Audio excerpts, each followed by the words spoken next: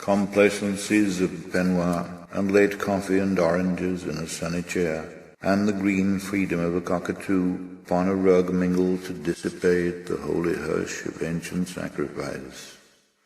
She dreams little, and she feels the dark encroachment of that old catastrophe as a calm darkens among water lights. The pungent oranges and bright green wings seem things in some procession of the dead, winding across wide water without sound. The day is like wide water without sound, stilled for the passing of her dreaming feet over the seas to silent Palestine, dominion of the blood and sepulchre. Why should she give her bounty to the dead? What is divinity if it can come only in silent shadows and in dreams? Shall she not find in comforts of the sun, in pungent fruit and bright green wings, or else in any balm or beauty of the earth, things to be cherished like the thought of heaven? Divinity must lie within herself, passions of rain, or moods in falling snow, grievings in loneliness or unsubdued elations when the forest blooms, gusty emotions on wet roads on autumn nights, all pleasures and all pains, remembering the bough of summer and the winter branch. These are the measures destined for her soul. Jove in the clouds had his inhuman birth. No mother settled him. No sweet land gave large-mannered motions to his mythy mind. He moved among us as a muttering king, magnificent, would move among his hinds, until our blood commingled virginal with heaven brought such requital to desire, the very hinds discerned it in a star. Shall our blood fail, or shall it come to be the blood of paradise? And shall this earth seem all of paradise that we shall know?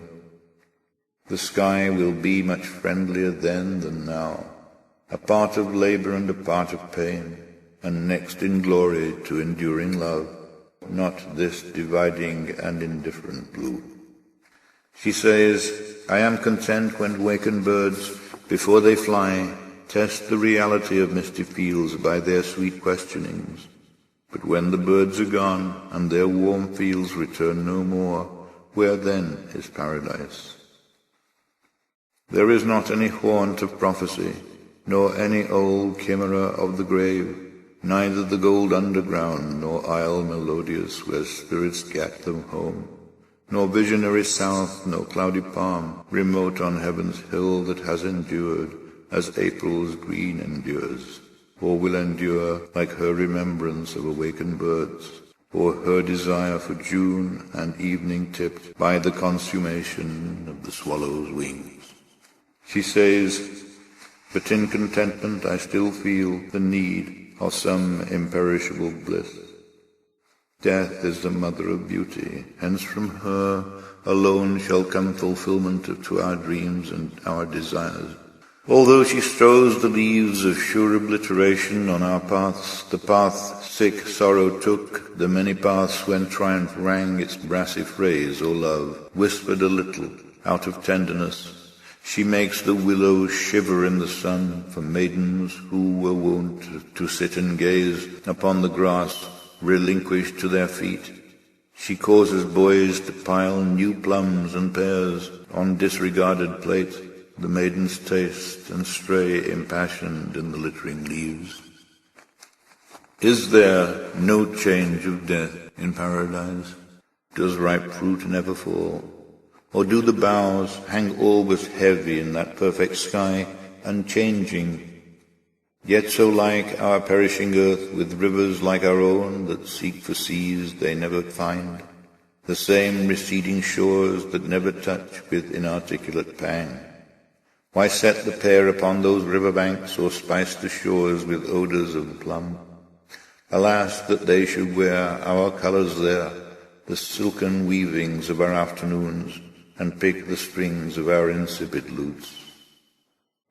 Death is the mother of beauty, mystical, within whose burning bosom we devise our earthly mothers waiting sleeplessly. Supple and turbulent, a ring of men, shall chant in orgy on a summer morn, their boisterous devotion to the sun, not as a god, but as a god might be, naked among them, like a savage source. Their chant shall be a chant of paradise, out of their blood, returning to the sky, and in their chant shall enter, voice by voice, the windy lake wherein their Lord delights. The trees like seraphim and echoing hills, that choir among themselves long afterwards, they shall know well the heavenly fellowship of men that perish of a summer morn, and whence they came and whither they shall go, the dew upon their feet shall manifest. She hears upon that water without sound a voice that cries, the tomb of Palestine is not the porch of spirits lingering, it is the grave of Jesus where he lay.